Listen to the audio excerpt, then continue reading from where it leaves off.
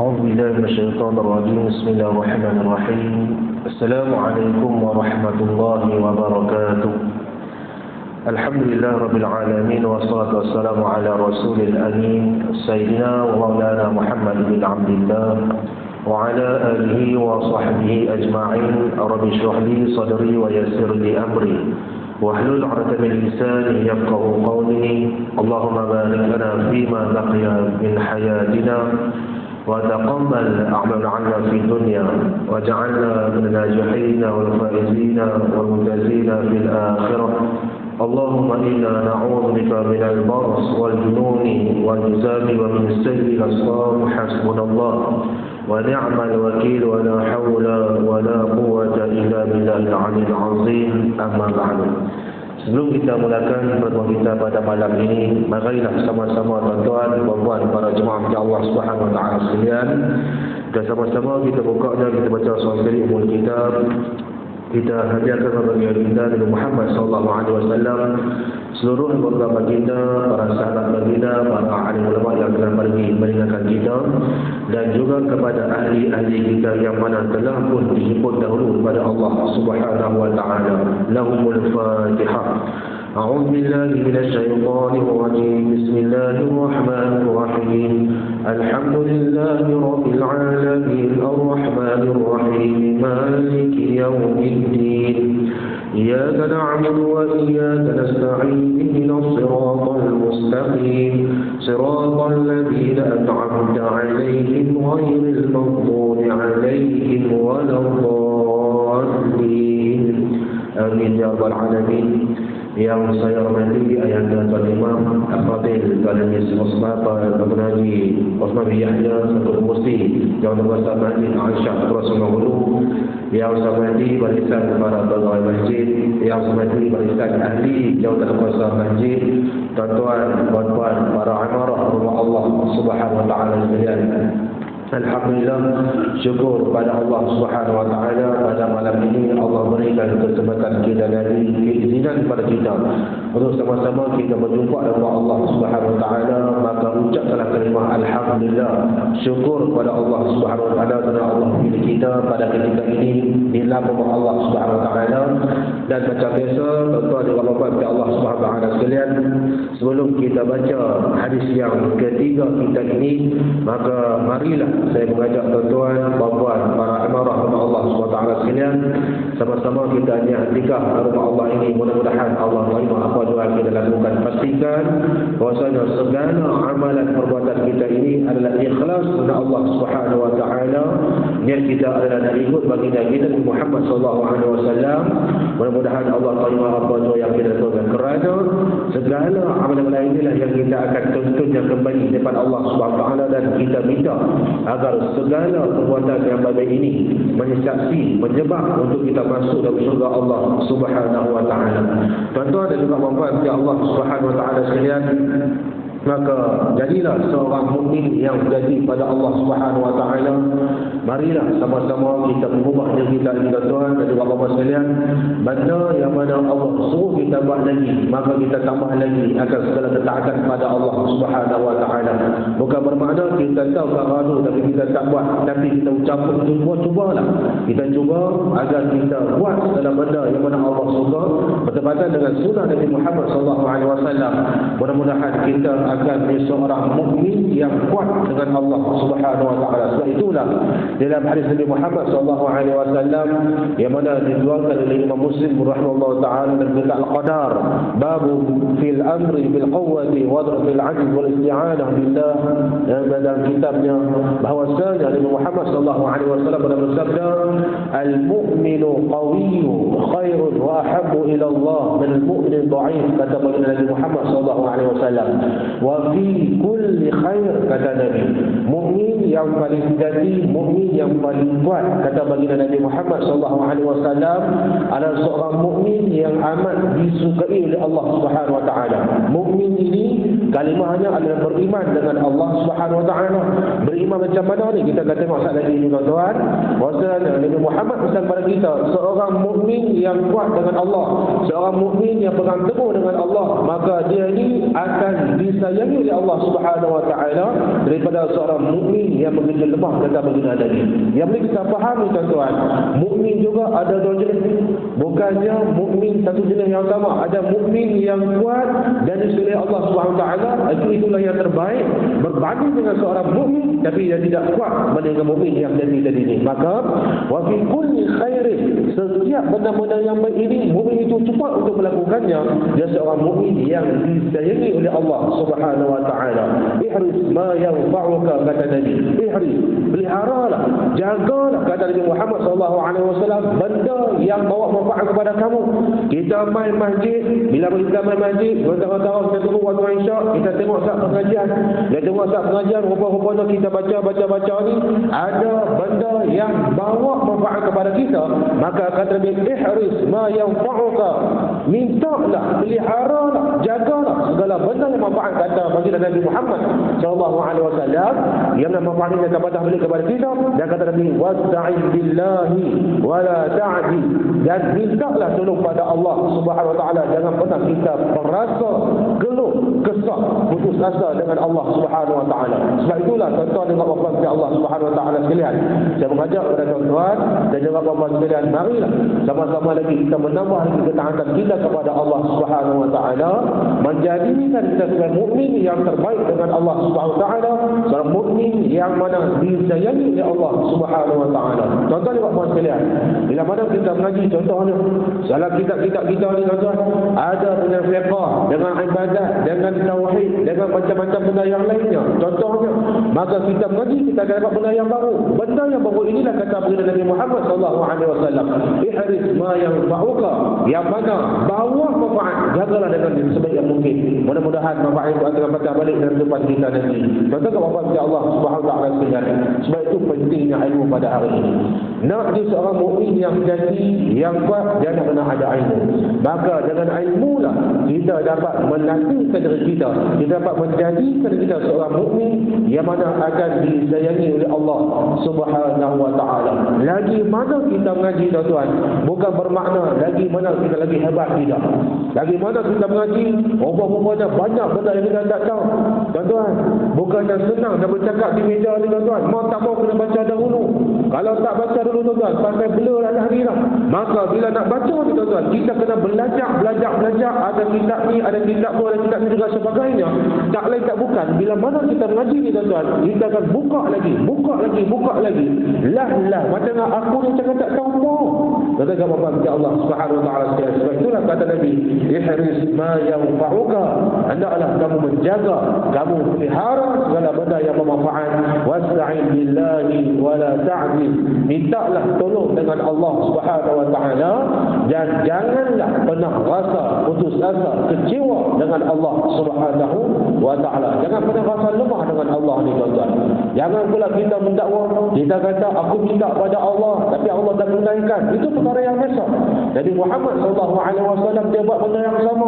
Dia minta pada Allah, Allah tak makbulkan kepadanya serta-merta. Diuji oleh baginda Nabi Muhammad sallallahu alaihi wasallam. Kalau Allah nak bagi kat mati serta boleh tak? Boleh sangat-sangat. Zaman turunnya perintah Iqra bismi rabbikal ladzi khalaq, wahai Muhammad, bacalah dengan nama Tuhanmu. Maka ketika itu Allah tolong Nabi ni tuan-tuan. Semua orang boleh terima dakwah Nabi Muhammad, tapi Allah tak buat juga apa. Ujian yang ditangkap dari Nabi Muhammad sallallahu alaihi wasallam itulah. Maka Nabi dia minta tolong dengan Allah, Nabi munajat dia dengan Allah. Jadi tak nak putus asa dengan Allah Subhanahu Wa Taala. Begitu juga dengan kita tuan-tuan. Kita minta lagi depan kita benda yang baik, tapi kadang-kadang Allah tak bagi kepada kita. Jangan pernah kita rasa Allah zalim dekat aku. Jangan pula kita rasa Allah ni tak pandang pada aku. Kadang-kadang Allah nak uji kepada kita ni tuan-tuan. Maka teruskanlah minta pada Allah Subhanahu Wa Taala. Mudah-mudahan Allah mendengarnya. Carilah waktu-waktu yang mana Allah mendengar rintihan kita ni tuan-tuan. Kita mengaji bahawasanya antara waktu-waktu yang mana Allah dengar kita punya doa, di antaranya lepas sembahyang, di antaranya lepas baca Quran, di antaranya lepas kita mengaji dan juga sebagainya. Cari lagi, waktu-waktu yang lain lagi. Maka ihris ma yanfa'uka, kata Nabi, benda yang bermanfaat, umum kata Nabi, bawa manfaat, maka jagalah dengan sebaik mungkinnya. Sebab itulah tuan-tuan dan Allah Subhanahu wa taala sekalian, mukmin yang terbaik ini adalah mukmin yang disayangi oleh Nabi Muhammad sallallahu alaihi wasallam. Baik, kita baca kitab-kitab ni tuan-tuan. Muka surat 121 hadis yang ketiga kita. Hadis yang ketiga kita an Abi Abdurrahman Abdullah bin Umar radhiyallahu anhuma qala sami'tu Rasulullah sallallahu alaihi wasallam yaqul buniyal Islamu ala khamsin. Didirikan Islam itu dengan 5 perkara kata Nabi. Pertamanya syahadah, yang keduanya adalah sembahyang, yang ketiga adalah zakat, keempatnya haji, dan kelimanya adalah puasa pada bulan Ramadan. Tuan-tuan kepada Allah Subhanahu wa taala sekalian, minggu ni adalah minggu yang ketiga kita syarah dia kita punya apa dia ni hadis yang ketiga kita ni tuan-tuan. Nah, hadis yang pendek tapi 3 minggu dah tuan-tuan pasti tengok dah habis kan. Ni berapa dah kita campur 3 kitab. Satu kitab yang kita baca, yang kedua kitab orang kita, yang ketiga yang kitab Surah Yaqub. Tuan-tuan, kita Jamil Lamon. Maka nak apa tuan-tuan? Bukan kita nak suruh kita pandai, tidak. Benda yang bawa manfaat kita pada kita ni tuan-tuan, maka kita ambillah setakat mana yang perlu kita buat, maka kita lakukanlah. Qala mu'allifu rahimahullah ta'ala, berkata mengarang kitab ini kepada kita Syekh Mustafa Abdul Rahman Suhaib Musadi. Syahadah, sembahyang, zakat, haji dan juga puasa. Dulu kita dah tengok dah kenapa ditakdirkan, kenapa didahulukan haji berbanding dengan puasa. Lepas tu kita dah tahu tuan-tuan.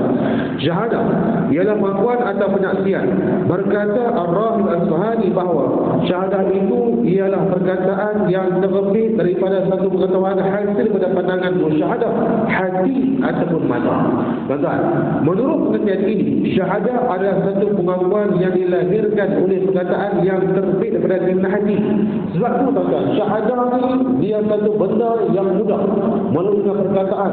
Tetapi dengan perkataan inilah kalau tidak dirobekkan, dipraktikkan, dia sebut dengan mulut dalam gelamannya tidak, maka tidaklah dianggap sebagai syahadah yang sejati dengan Allah Subhanahu wa taala. Dia kata daripada keinginan hati, keyakinan dihasilkan ini pada ilmu pengetahuan, dan maksud daripada syahadah ialah mengakuan keimanan kepada Allah Subhanahu wa taala dan juga rasulnya. Keimanan pada Allah, kita patah balik hadis yang kedua kita ataupun yang pertama kita ni tuan-tuan. Bila mana kita arifkan tentang al-iman, iman ini adalah mengikrarkan dengan hati kita, al-tasdiqu biqalbi, kita benarkan hati kita, kemudian kita melakukan dengan perkataan kita, lidah kita. Yang ketiganya adalah dengan anggota badan kita ini. Syahadat adalah salah satu rukun yang pertama daripada yang lainnya. Sekiranya tidak ada syahadat ini sebagai tanda keimanan, maka tidaklah ada Islam itu sama sekali, tidaklah ada artinya sembahyang dan juga lain-lainnya.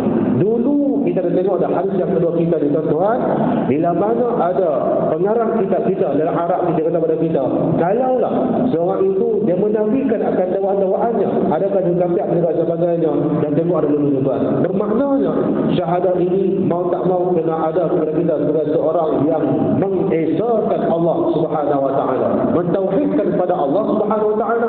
Kita kata asyhadu an la ilaha illallah, maka kita ikutlah apa yang Allah perintahkan. Allah suruh kita sembahyang, kita sembahyang. Allah suruh kita buat benda yang baik, maka kita buat benda yang baik. Bertepatanlah dengan apa yang kita ucapkan, Allah itu adalah Tuhan aku, Nabi Muhammad itu adalah Rasul Allah Subhanahu wa taala, maka ketika itu insya-Allah amalan kita akan diterima oleh Allah Subhanahu wa taala.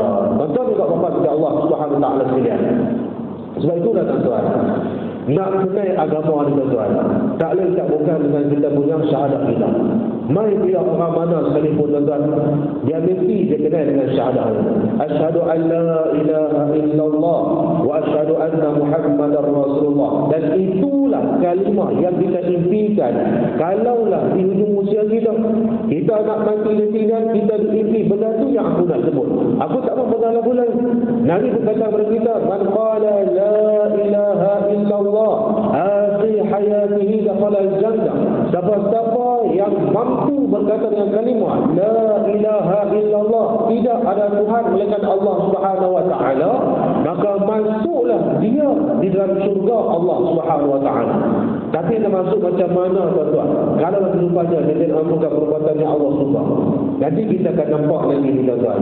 Seorang yang mana beriman dengan Allah, seorang yang mana disukai dengan amal ketaatannya, tiba-tiba hujung usia tuan-tuan, dia buat perkara yang tak elok, maka asalnya nak masuk dalam syurga, tiba-tiba dialihkan masuk dalam neraka Allah Subhanahu wa taala. Kita akan tengok nanti ni. Pak siapa dia dulu tuan-tuan?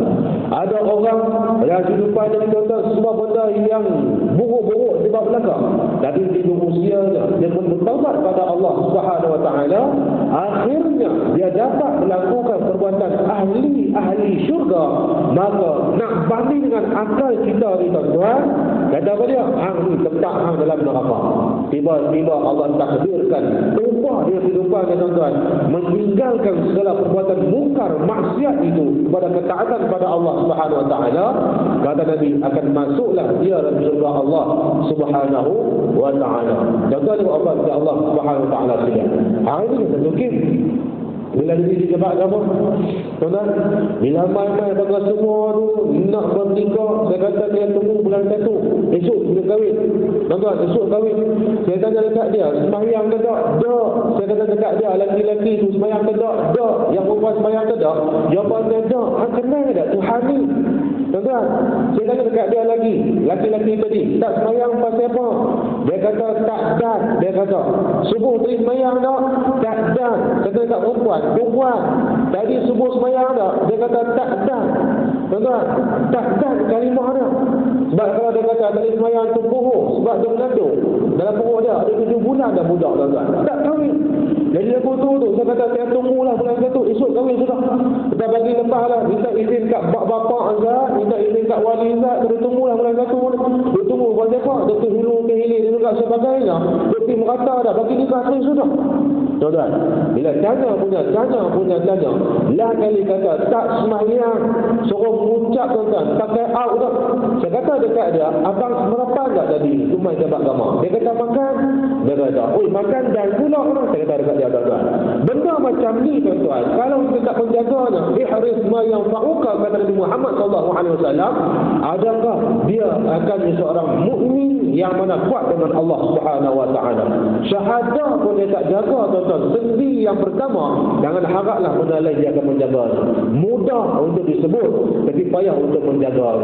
Kita boleh kata aku mengucap pada Allah Subhanahu wa taala, dan kita juga jangan lupa Imam Hasan Banna berkata pada kita di tuan-tuan, al-iman laisa bitakhalli wala bitajalli. Iman ini bukan segala perhiasan mata-mata, luar dia cantik, dalaman tidak ada apa-apa. Maka iman bukan begitu kata Imam Hasan Al-Banna tuan-tuan. Maka dia mesti ada dua-dua, dalaman pun dia jaga, luaran pun dia jaga, tambah lagi dengan amalan-amalan yang lainnya. Maka itulah tentang syahadah ini. Yang kedua, dia berkata kepada kita, setelah sembahyang, maka dalam hadis tersebut diterangkan pula tentang mendirikan sembahyang. Mendirikan sembahyang berarti melaksanakan dengan sebaik-baiknya, serta khusyuk di dalamnya, memikirkan makna-makna dan juga mengenangkan Allah dengan segala kebesarannya. Saya cerita pada tuan-tuan pada minggu lepas tu, bila salah seorang sahabat kita main ke pejabat agama, dia bilang kahwin lah tuan-tuan. Bila main ke pejabat agama, dia main cerita masalah rumah tangga. Bila masalah rumah tangga dia main cerita, dia kata saya ni sembahyang, tapi saya rasa Pak siapa saya diuji. Macam-macam yang berlaku. Bila kata perkahwinan pertama gagal, perkahwinan kedua pun gagal, yang ketiga pun gagal. Pak siapa dia kata? Pak siapa macam ni daripada saya? Saya sembahyang dan juga sebagainya. Tuan-tuan, yang terkesan dia tahu kita pada tuan-tuan, dia kata apa dia? Dia umpama macam sembahyang, tapi dalamnya tidak ada apa-apa. Dia balik fikir balik, mungkinlah itu adalah hikmahnya Allah jadikan akan ujian kepada dia. Nak berarti tak makna sembahyang ni bukan setakat kita akan takbir Allahu Akbar, tuan-tuan, bukan setakat kita baca Fatihah, bukan setakat kita qiyam, bukan setakat kita bertasbih, syahadah dan juga sebagainya. Maka ada kalanya kita kena mengertikan makna-makna di sebalik apa yang kita ucapkan. Takkan Fatihah tak reti tuan-tuan makna dia. Kita dah 40 tahun, kita dah 30 tahun, kita dah dekat 60 tahun, takkan tak tahu pun makna yang kita baca dalam sembahyang kita ni apa dia. Tuan-tuan, bermula dengan Allahu Akbar, kita baca doa kita. Tuan-tuan, takkan doa kita tu pun tak tahu makna apa dia. Kalau budak-budak ni tuan-tuan, mungkinlah kita boleh kata, tapi kita pada hari ini tuan-tuan nak hadirkan rasa khusyuk kita pada Allah Subhanahu Wa Taala. Ya, kita akui dalam sembahyang kita guna bukan bahasa Melayu. Kita akui dalam sembahyang kita bukan guna bahasa Malaysia kita. Tidak. Tapi bila mana kita memahami akan arti-artinya, pengabdian kita dengan Allah Subhanahu Wa Taala, nescaya kita akan lebih dekat dengan Allah Subhanahu Wa Taala tuan-tuan. Alhamdulillahi Rabbil Alamin. Kita puji Allah yang mana Allah ini adalah Rabbul Alamin, Tuhan bagi sekalian alam. Ar-Rahmanur Rahim, Engkaulah Maha Pemurah ya Allah, Maha Penyayang ya Allah. Sayang dah Allah pada kita, sayang. Murah dah Allah pada kita, murah tuan-tuan. Allah bagi kita macam-macam yang kita nak pada hari ini. Nak berah Allah bagi, nak reda Allah bagi. Murahnya Allah pada kita ni tuan-tuan. Kalau kita yakin dengan sifat itu ni tuan-tuan, memahami akan makna-makna ni tuan-tuan, Allah tak tahu nak kata lah tuan-tuan. Tak tahu. Iyyaka na'budu wa iyyaka nasta'in. Aku sembah padamu ya Allah. Tak ada guna lagu lain. Oh, faham ke tuan-tuan? Kalau kita nak rasa khusyuk lagi tuan-tuan, jadi kita akan masuk dalam haji tuan-tuan. Labbaik Allahumma labbaik. Yang tu yang kita nak buat sekali. Sembahyang kita buat tiap hari. Tuan-tuan, tetapi lepas dengan haji ni tuan-tuan, dari tidaknya sekali seumur hidup, kalau tuan-tuan dapat panggilan haji ni tuan-tuan, bayangkan kalimah talbiyah tersebut. Cari Izzah, makna talbiyah dia apa dia? Biar kata jejak kaki dekat tanah haram, tanah tu mula talbiyah. Bila mula talbiyah tu dengar kat labbaik Allahumma labbaik, aku sambut seruanmu ya Allah. Sambut tu untuk apa? Naknya tuan-tuan. Ada perasaan lagu tu. Dia ada perasaan lagu tu, aku baik dah ya Allah, aku sambut seruanmu ya Allah. Tuan-tuan, yakinlah bahawasanya segala ibadat kita ini akan kita berrapat dengan Allah Subhanahu Wa Taala. Sembahyang betul kita pada hari ini. Kadang-kadang baik, kadang-kadang tak baik. Tuan-tuan, sama-sama kalau waktu subuh. Tuan-tuan, waktu subuh kalau nak masjid ni, alhamdulillah kalau dah bangsakan, cuba buat yang terbaik tuan-tuan untuk kita nak menghadap Allah Subhanahu Wa Taala. Imam-imam kita sebagai contoh mana tuan-tuan, macam-macam yang dia buat. Nak sembahyang, buat kadang-kadang yang baik-baik, pakaian yang baik-baik juga sebagainya. Kita alhamdulillah boleh memandik dengan cara yang elok. Bayangkan kalau kat rumah tuan-tuan, tak pakai macam ni. Balik dia ada dalam pengkat, dalam mana tumpun baju tuan-tuan, segala macam pokok lagu tu ya. Tuan-tuan, tunggu kalau betul, tak betul lagi. Dia pun singgit pakai takbir lagu tu. Ada pasal lagu tu tuan-tuan. Persiapan kita dengan Allah Subhanahu Wa Taala ni bagaimana pada hari ini tuan-tuan. Maka mendirikan sembahyang itu berarti melaksanakan dengan sebaik-baiknya. Serta khusyuk di dalamnya, memikirkan akan makna-makna dan juga mengenal Allah dengan segala kebesarannya. Allah yang izinkan kepada kita bertemu pada hari ini dengan izin Allah. Allah yang izinkan kita main ke masjid. Allah yang izinkan kita sembahyang. Allah yang izinkan kita i'tikaf. Mudah-mudahan tuan-tuan, bila mana kita dapat dengan Allah tuan-tuan, lebih kita takut dengan Allah. Itulah pengertian takwa yang mana yang ditakrifkan oleh Al-Imam Al-Sayyidina Ali radhiyallahu anhu. Al-Imam Ghazali dalam huraiannya yang kedua tu dia kata dalam kitab Arba'in fi Usuluddin, mengenai arti berikan sembahyang ialah mengatakan bahawa di antara artinya ialah engkau menjaga akan jiwa sembahyang, iaitu ikhlas dan dengan kehadiran hati dalam segala bahagiannya. Maka janganlah engkau sujud dan rukuk melainkan apabila hati engkau bersedia untuk khusyuk lagi sesuai dengan apa yang menjadi dikerjakan oleh anggota engkau yang lain. Kerana yang dikehendaki ialah kepatuhan hati, bukannya tujuan anggota badan. Dan kerana itulah maka janganlah engkau berkata Allahu Akbar, kalimah ini Allah yang besar, padahal dalam diri engkau ada lagi yang besar dengan Allah Subhanahu Wa Taala. Mana kata dia ni tuan-tuan? Al-Imam Ghazali minta pada kita tuan-tuan nak buat sembahyang ni serah pada pada Allah Subhanahu wa taala. Macam kita rokok tu bukan mata-mata kita rokok, ada makna yang sebaliknya. Kita sujud ada makna yang sebaliknya. Bersama dengan hati kita ni tuan-tuan. Kita kata Allahu Akbar, kita kata Allah itu Allah Maha Besar. Bukan setakat kita berkata-kata tuan-tuan, hati kita berkata ada yang besar dengan Allah Subhanahu wa taala. Tak berlagak, tak seiring tuan-tuan. Maka Imam Ghazali kata jangan buat macam tu. Dan janganlah pula kau berkata wajah tu wajhi, dan aku hadapkan akan muka aku, melainkan hati engkau sudah menghadapi dengan semuanya kepada Allah sahaja dan berbalik terus dari yang lainnya. Dan seterusnya, janganlah kau berkata alhamdulillah, segala pujian bagi Allah, melainkan hati engkau telah penuh dengan rasa syukur atas segala nikmatnya, gembira lagi riang dengannya. Dan janganlah pula engkau berkata iyyaka nasta'in, dan akan dikau kami akan mohon pertolongan, melainkan engkau terasa betul akan kelemahan dan keadaan engkau.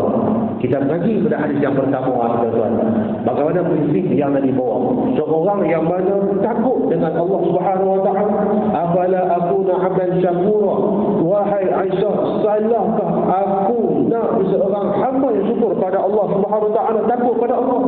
Umpama macam kita ni tak tahu sama ada amalan kita diterima ataupun tidak, maka pada inilah tuan-tuan dia kata kepada kita, melainkan engkau terasa betul akan kelemahan dan juga kerepan engkau pada Allah Subhanahu wa taala.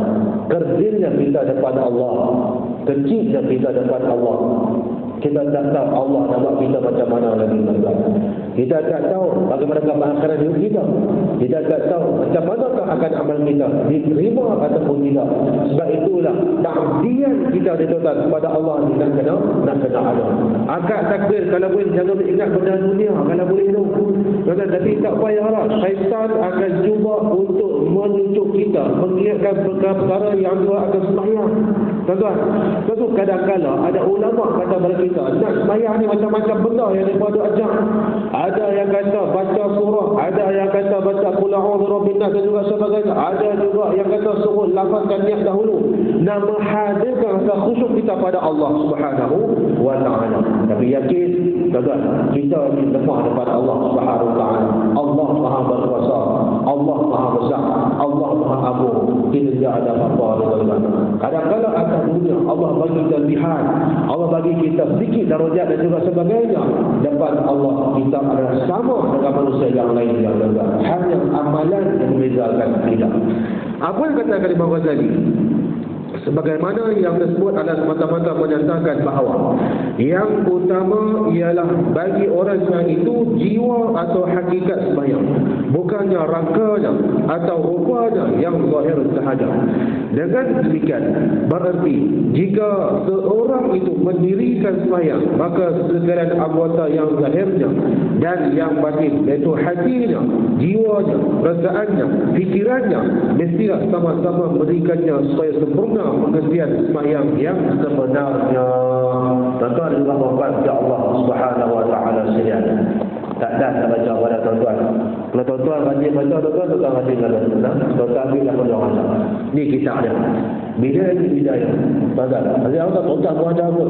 Kita bidayah hidayah ni tuan-tuan, permulaan jalan hidayah karangan Al-Imam Hujjatul Islam Abu Hamid Muhammad bin Muhammad Al-Ghazali rahimahullah taala. Tuan-tuan baca ni dalam dia punya pengertian ni tuan-tuan. Kalau kita baca bidayah, kalaulah dan kita ada tengok isi kandungan kan, bukan apa juga sebagainya. Kalau buku kita dia kabuh dekat depan, selak-selak tu nampak muka surat dah. Tapi kitab kita Arab ni tuan-tuan, dia kabuh dekat belakang. Tuan-tuan, dekat belakang. Contoh dia kata dalam. Nah, Imam Ghazali kata pada kita ni, bahagian yang pertama adalah adab melaksanakan ketaatan pada Allah, adab-adab bangun tidur, adab-adab masuk ke tandas, mandi juga sebagainya. Bahagian yang kedua dia kata cara meninggalkan akan maksiat, menjaga mata kita, menjaga telinga dan juga sebagainya. Dia ada juga pada kita ni tuan-tuan, adab-adab mengerjakan sembahyang. Tuan-tuan, muka surat 86. Adab-adab sembahyang berjemaah, adab-adab hari Jumaat, adab-adab puasa juga sebagainya. Macam-macam yang Allah pada kita ni tuan-tuan. Cuma kita mau dengan tak mau nak tengok kalam Imam Ghazali tersebut ni tuan-tuan. Sebab itu, ihris ma yang ma'uka, benda yang baik, benda yang boleh kita jaga, maka pelihara kata Nabi Muhammad sallallahu alaihi wasallam. Kita taufik kepada Allah. Tuan-tuan, jangan kita rasa gah depan Allah. Ni kadang-kadang kita silap, kita maaflah. Tuan-tuan, saya juga untuk nasihat dari saya juga. Kadang-kadang waktu kita sempit baru teringat pada Allah. Kita susah baru teringat pada Allah. Kita tak tahu nak pergi ke mana dah baru teringat pada Allah. Kita tak tahu nak macam mana dah baru teringat pada Allah Subhanahu wa taala. Sedangkan Allah kata kepada kita, "Wattaqullah", dalam bertakwa kepada aku, allazi tasaaluna bihi, yang mana kamu akan minta kepada aku. Minta kepada Allah. Bukan setakat waktu kita sakit, bukan setakat waktu kita susah, bukan setakat waktu sempit tuan-tuan. Waktu yang lapang pun minta kepada Allah Subhanahu wa taala. Cari tuan-tuan, cari akan maknanya. Baik. Lagi kepada kita ni tuan-tuan. Apa yang dikatakan Imam Ghazali, sebagaimana yang tersebut adalah semata-mata menyatakan bahawa yang utama bagi sembahyang ialah jiwa atau hakikat sembahyang, bukannya raka atau rupanya yang zahir sahaja.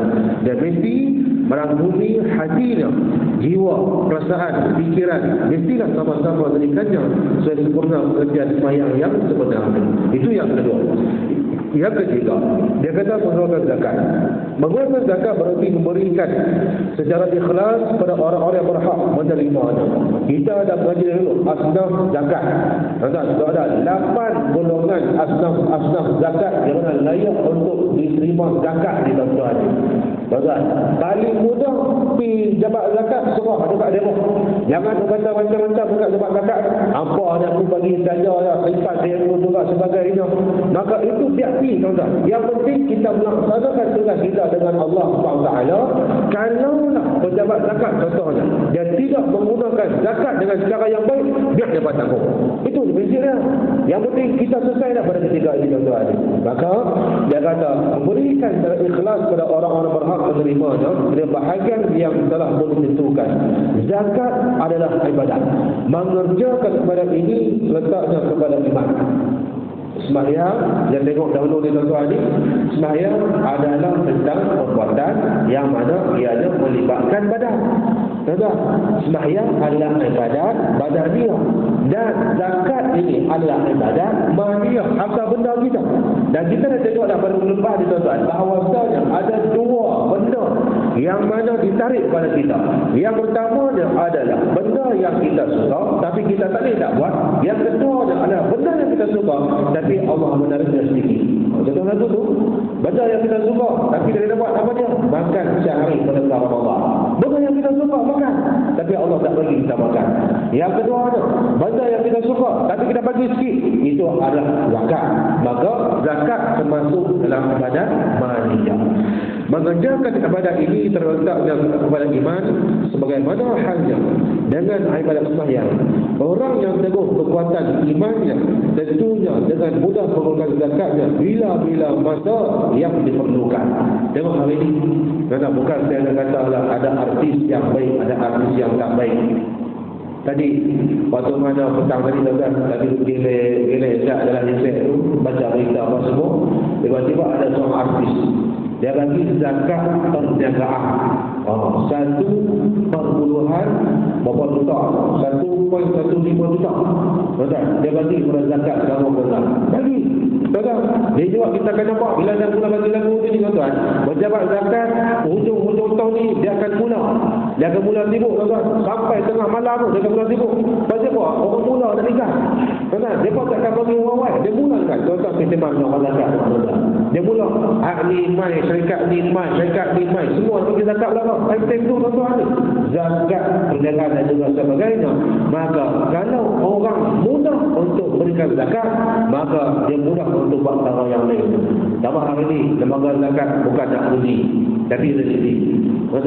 Mana-mana perniagaan yang mana mengeluarkan zakat akan diberikan satu stiker muzaki, tuan-tuan. Apa muzaki? Muzaki ini adalah orang yang membayar zakat. Tuan-tuan pasti tu tuan-tuan. Lambang bulat jadi lembaga zakat Kedah tu jadi lambang Muzaki. Lembaga Muzaki ni tuan-tuan letak kat kedai tu. Confirm tuan-tuan. Hang nego, hang keluar zakat untuk tahun ni. Kita pun rasa lapang nak beli barang dekat dia tuan-tuan ni. Pasti tu. Dekat Trimula pun ada tuan-tuan. Satu kedai kemilih tu tuan-tuan. Ada tu. Ada. Dan lambang bulat tu tuan-tuan ni Muzaki. Dia panggil sahabat zakat negeri Kedah. Pasti tu tuan-tuan. Hak tu contoh perniagaan yang mereka mengeluarkan zakat perniagaan mereka tuan-tuan. Maka kita nak support pun asal lega. Tuan-tuan, kenapa? Sebab dia berniaga, dia keluar zakat dan juga sebagainya. Betul tak puan kepada Allah Subhanahu wa taala sekalian? Orang yang mana kuat imannya tentu mudah untuk mengeluarkan zakat bila-bila masa yang diperlukan. Sebaliknya, orang yang lemah keimanannya merasa sayang hendak mengeluarkan zakat dengan bermacam-macam hela kerana terasa olehnya kekurangan harta yang selama ini dijadi dikumpul dengan susah payah hingga dia lupa kewajipan terhadap zakat hartanya dan dia percaya hartanya adalah miliknya selama-lamanya. Sebab tu saya baca hadis yang pertama kita tadi ni tuan-tuan. Al-mu'minu qawiyyun ahabbu ila Allah. Seorang mukmin yang mana kuat ini akan disenangi oleh Allah. Wa fi kulli khairin, dengan segala kebaikan yang dia buat. Maka orang yang seperti ini tuan-tuan adalah kuat kepada Allah Subhanahu wa taala. Orang yang mengeluarkan zakat dipandang orang yang berjenayah pada agama Islam dan dia adalah musuh Allah dan juga musuh masyarakat. Dia kita tengok dah dulu lepas mana zaman Nabi Muhammad SAW, lepas mana Nabi Muhammad wafat tuan-tuan, naiklah Abu Bakar Siddiq bin Khalifah yang pertama. Ahlul Riddah, orang-orang yang tak mau mengeluarkan zakat. Apa kata Abu Bakar? Wallahi la'aqulanna man faraqa as-salat wa zakat. Demi Allah, sesungguhnya aku akan memerangi mereka yang mana pandai untuk bisa diantara zakat dan juga sembahyang. Omar kata, kita ingat kita Omar kata apa ni? Tak ingat Rasulullah pernah pesan tak kala ketika mana mereka mengucapkan kalimah asyhadu an la ilaha illallah wa asyhadu anna Muhammadar Rasulullah, haram bagi darah juga harta mereka diambil juga sebagainya. Maka ada undang-undang yang tertentu yang digunakan oleh Abu Bakar Siddiq di tuan-tuan ini. Maka ketika inilah tuan-tuan, orang yang enggan mengeluarkan zakat dipandang orang yang berjenayah kepada agama Islam dan dia adalah musuh Allah dan juga masyarakat. Kalau dalam masyarakat banyak pula orang-orang yang enggan mengeluarkan zakat, maka besarlah kemungkinan akan disesarakan kehidupan mereka dan sesara ini akan menimpa sekalian manusia. Sebagaimana yang kami pada hadis Rasulullah SAW ada menyatakan bahawa tidak menegak satu kaum akan zakat, melainkan akan dicegah turunnya hujan daripada langit, dan kalaulah tidak kena datang, tidaklah menjadi mereka terus menerus tuan-tuan. Kadang-kadang kita faham kalau begini tuan-tuan, orang malah yang zakat. Bila orang malah zakat tuan-tuan, Allah nak bagi hujan dekat dia. Allah bagi hujan macam mana? Hujan tak turun, kemarau panjang. Kita pun kata Allahumma amtir ya Allah, Allahumma sayyiban nabi, Allahumma arishna, macam-macam doa. Betul, kita fikir banyak zakat duk banyak saja. Bukan zakat orang menega ada tuan-tuan. Kita ni duk bayar tak zakat dan juga sebagainya. Orang menega lah. Tuan-tuan, orang ada gaji, dia kena bayar. Juga zakat pendapatan juga sebagainya. Tuan-tuan, macam-macam. Ada zakat emas yang tak digunakan. Emas ada dua, ada emas yang guna, ada emas yang tak guna. Tuan-tuan, pagi begini duk pakat beli emas, tak sepa ni nak taruh nanti emas ni akan harga mahal. Pagi begini lebih grand tuan-tuan ni, takut grand itulah yang kenakan untuk menggunakan zakat. Yang duk kata lah diimpun lah putih emas tak sepa ni, pakat labok beli emas sono. Tuan-tuan, tak sepa ni wang ringgit tidak akan diguna satu hari nanti. Sono kemih. Dia lupa bahawasanya duk simpan emas tu tuan-tuan tak guna kena zakat tu. Tuan-tuan, pasti ni siapa-siapa ada jokong emas lah. Dan kalau tak ada tu tak apa lah, buat macam mana. Maka ketika inilah dia kata tidak menegah satu kaum akan zakat, melainkan akan mencegah turunnya hujan pada langit, dan kalaulah tidak kerana binatang-binatang maka tidaklah akan dihujani kepada mereka. Nasib baik ada binatang yang tumpang binatang lah, dia rasa lah hujan lumayan. Kalau nak hukumkan, maka kita faham pada hadis lagi ni tuan-tuan, Allah nak bagi hukuman boleh sangat-sangat, tapi Allah tak zalim kepada kita. Baik, itu yang ketiga. Yang keempat, mengerjakan haji berarti menunaikan segala pekerjaan di Mekah menurut peraturan yang telah pun ditetapkan. Haji adalah ibadat yang memerlukan beberapa syarat yang tertentu bagi orang yang hendak mengerjakannya.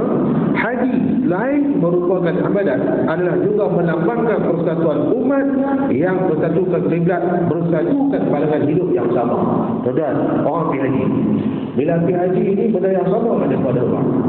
Belum tentu dah.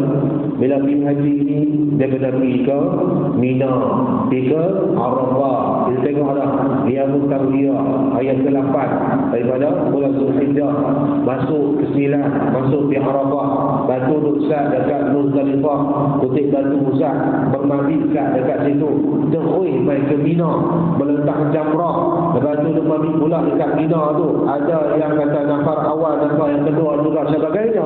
Maka semua benda itu dibuatkan dengan cara asyhadu an la ilaha illallah wa asyhadu anna Muhammadan Rasulullah. Satu kiblat yang sama, satu tempat yang sama, satu tujuan yang sama, mendapat haji yang mabrur dengan Allah Subhanahu wa taala.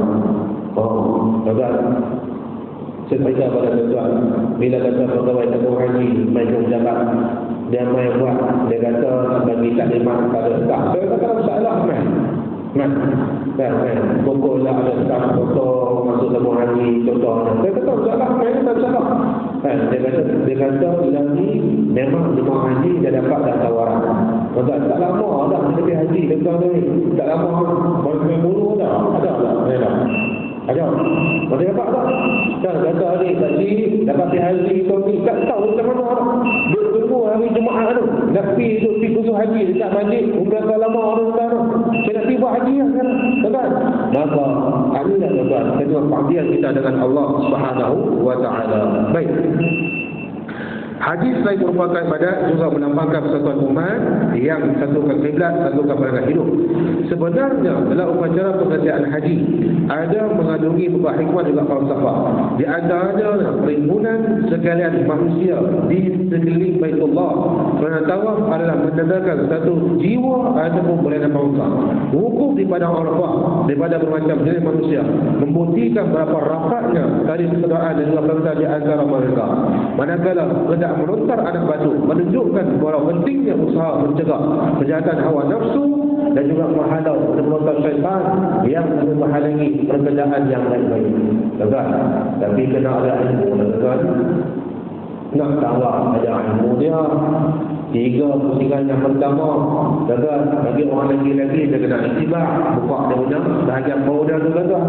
Kalau sudah tawaf tu, lepas tu 3 pusingan pertama ni lari-lari anak nak ikut sunnah Nabi. Kalau mampu buat, kalau tak mampu buat, tak apa, tak ada masalah apa.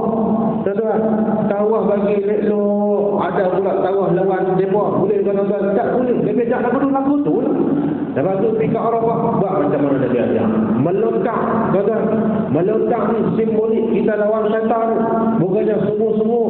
Ni kita tengok tuan-tuan ni, kadang-kadang sungguh-sungguh tuan-tuan ni. Nanti baik jemaah kita ni. Elok lah, elok. Dengan dapatkan pujian daripada kerajaan Saudi itu, tuan-tuan. Jemaah yang lain, tuan-tuan, tak tahu nak kata apa dah. Kalau boleh batu tu, habis boleh besar kalau tak dengan jamarah tu, tuan-tuan. Sungguh, dia ambil lajak, dia tak tahu nak kata apa dah. Macam kalau tak lembing tu, tuan-tuan. Pagi tu, tuan-tuan. Ada macam-macam. Maka dia kena ada ilmu. Sebagaimana yang kita ketahui bahawa pekerjaan haji adalah pekerjaan ibadat, sebab itulah maka hendaklah dilakukannya dengan cara yang baik dan janganlah melakukannya hanya sekadar mendapatkan namanya sahaja, sedangkan pahala adalah kosong belaka.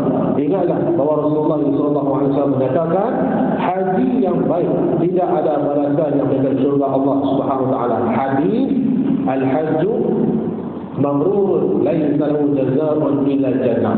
Hadis yang lengkap dia kata al-umratu ila umrati kafaratu lima bainahunna, kata Nabi. Umrah dengan satu umrah yang lain kafaratun, merupakan pengampunan dosa di antara dua-duanya. Umrah tak apa, boleh buat banyak kali, tuan-tuan. Haji mana boleh banyak kali dalam satu masa. Kali umrah boleh, 2 hari. Boleh pergi sampai 3 kali umrah tuan-tuan. Semua umrah kali pertama adalah umrah wajib kata diri dia. Mai umrah yang kedua boleh buat pada arwah ayah dia. Umrah kali ketiga boleh buat untuk arwah ibu dia. Umrah yang keempat macam-macam boleh buat. Dalam 3 hari boleh buat dalam 4 kali umrah juga sebagainya. Kekuatan itu kalau ada buat-buat. Betul. Al-umratu ila umrati kafaratun lima bainahunna. Umrah dengan umrah ini maka sangkutan di antara duanya adalah kafaratun pengampunan dosa di antara duanya kata Nabi. Wal hajju mabrur, haji yang baik, haji yang riba ini laisa lahu jazaa'un illa jannah. Tak bukan Allah mendapatkan syurga Allah Subhanahu wa taala. Dan tanda haji yang buruk itu menurut pendapat sebagian setengah ulama ialah orang yang balik pada mengerjakannya ada kalanya lebih baik daripada masa sebelum perginya ke Mekah. Itu yang keempat. Yang kelima kita pakai tuan. Mengerjakan puasa berarti menahan nafsu zahir dan batin, bukan lahir itu zahir dan batin selama sebulan pada bulan Ramadan. Puasa adalah ibadat yang wajib dilakukan oleh orang Islam, mendidik diri di manusia yang insaf dan bertimbang rasa terpelihara dari godaan nafsu yang selama ini belum merasa puas. Puasa adalah memerlukan konsumsi perut yang menenangkan jiwa dan semangat dengan perasaan yang luhur dan ingatan yang suci sebagai memenuhi tuntutan ilahi. Tuan-tuan dengan hormat Allah Subhanahu wa taala sekalian. InsyaAllah kalau tidak ada apa-apa, lepas kita tengok sikit tak puasa dan kita akan masuk petunjuknya ma'yusafadu minal hadis. Jadi saya kesempatan tuan-tuan kalau tak jumpa tempat ni tuan-tuan, maka baliklah lari tuan-tuan, kita dah menjak masuk dah tuan-tuan. Dengan puasa tak jauh dah. Dengan puasa tak jauh dah tuan-tuan. Ni bulan 12 dah. Dia kata bulan 3 ni nak raya, maka tubuh tak lama dah. Tak lama dah. Bila kata nak raya ni dia mula dah akan disambut dengan haji dan juga sebagainya. Maka yang mana ada isteri, yang mana ada anak perempuan, macam biasalah. Banyak lagi balik besar dia tak ada, banyak habis tidak lagi puasa yang dahulu. Kalau tak habis lagi, minta cepat-cepat dalam sebab Ramadan akan main, dia tak akan tunggu tuan-tuan. Ada pula orang mintaan, sabar tak, saya besok main. Tak ada. Ramadan dah keluar ke main-main. Dia tetap akan datang kepada kita ni. Suka apa tak suka apa, tapi kirimkan rasa itu kita dengan kehadiran bulan Ramadan. Minta pada Allah dan Allah terima segala hajat kita. Minta pada Allah bagi Allah sihatkan kebadan kita. Minta pada Allah bagi Allah lapangkan waktu kita untuk kita berhajat. Jangan lupa minta pada Allah sampaikan hidup kita ini dalam bulan Ramadan. Gagal. Buat dengan sebaik mungkin tuan-tuan. Dengar kata Ramadan itu campak main masjid ni tuan-tuan.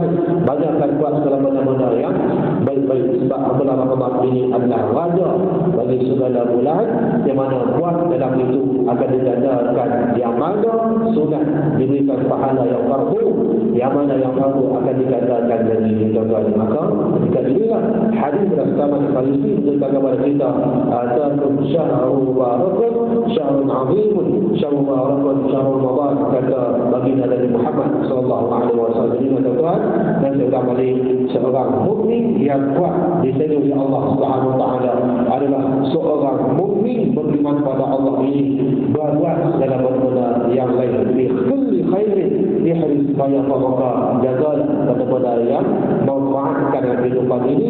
Mudah-mudahan Allah Taala akan memanfaatkan balik kepada kehidupan kita di alam sana bertemu dengan Allah Subhanahu wa taala. Ista'in billah, mintalah dengan Allah Subhanahu wa taala, wala ta'jil, jangan pernah kita kecewa putus asa dengan Allah Subhanahu wa taala. Ini yang baik pada Allah Subhanahu wa taala.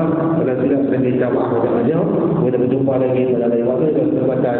Sekian aku qauli hadza wa astaghfirullahal azim li wa lakum. A'udzu billahi minasyaitonir rajim.